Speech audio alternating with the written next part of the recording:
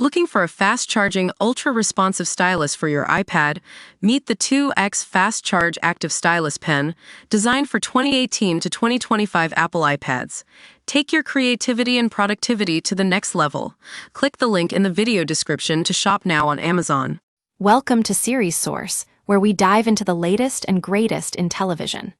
I'm your host, and today we're exploring the mind-bending world of Black Mirror with its creators, Charlie Brooker and Jessica Rhaodes, Toby Haynes, and Cristin Milioti.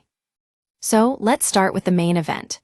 We've got an exclusive interview with Charlie Brooker, the mastermind behind Black Mirror, where he breaks down the latest season, including the episode Be Right Back, starring Jessica Rhaodes and Hayley Atwell. But what really caught our attention was the upcoming Season 7, which has finally arrived on Netflix. Now, we're going to take a closer look at this new series. According to Charlie Brooker, Black Mirror is all about exploring the darker side of technology and its impact on human relationships. He says, "It's like this perfect crossing of the stream between very predictive sci-fi and human loneliness and need for connection." This is what makes Black Mirror so unique, and we're excited to dive deeper. One of the standout aspects of Season 7 is the way it plays with identity and consciousness. We see multiple versions of a character, all struggling with their own demons and trying to make sense of who they are. It's like looking into a mirror, but instead of seeing ourselves, we see our own fears and insecurities staring back. Toby Haynes, the director behind some of Black Mirror's most iconic episodes, shares his approach to creating these complex characters. He says, "I want to explore what's happening here. When did they split, and where do they share DNA?" It's like trying to solve a puzzle, but instead of finding the missing piece, you're forced to confront the darker aspects of human nature.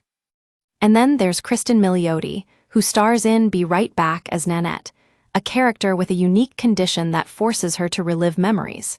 She talks about how playing this role was both fascinating and terrifying. When asked about her experience, she says, "It's like looking into a mirror, but instead of seeing ourselves, we see our own fears and insecurities staring back."